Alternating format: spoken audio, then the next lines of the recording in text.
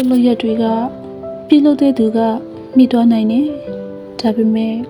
အဲ့ဒီလိုရက်ကိုခန်းစားခဲ့ရသူရဲ့စိတ်ထဲမှာတော့အရှိဘလောက်ကြာမကူစားနိုင်ခဲ့ဘူးလူတွေကပြောကြတယ်အတိတ်ကိုအတိတ်မှာပဲထားခဲ့ပါတယ်ဒါပေမဲ့အုံနောက်ထဲစိတ်ထဲရှင်တဲ့ဆွဲနေတဲ့တန်ရာတွေကအတိတ်မှာမချန်ခဲ့ဘူးလေပြည်ရင်းစရဲ့ရက်ခတ်မှုကြောင့်အရာအလုံးပျက်စီးဆုံးရှုံးသွားတဲ့ဖြစ်ကိုအလွယ်တကူမေ့ပြစ်လို့မရဘူးဆိုတဲ့သဘောကိုလေယူတုံတုံထဲမှာမီလာနီဆိုတဲ့မိန်းကလေးကပြောခဲ့ဖူးတယ်အဲ့ဒီစကားကနုနုဘဝတွင်လေအရင်တိုက်ဆိုင်လွန်းနေပစ္စည်းဥစ္စာတွေပျက်စီးဆုံးရှုံးသွားတာထက်မိသားစုတွေအရင်လိုလူမဆုံတော့တာကပိုပြီးရင်နာရတယ်ဒါတွေကအတိတ်ကကိစ္စပဲလို့တယောက်ကပြောလာရင်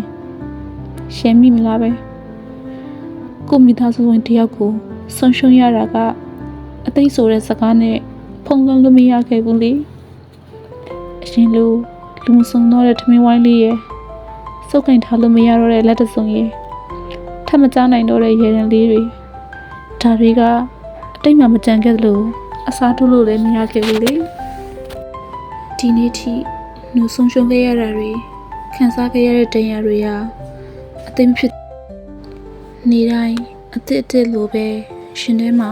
နာနေတော့မယ်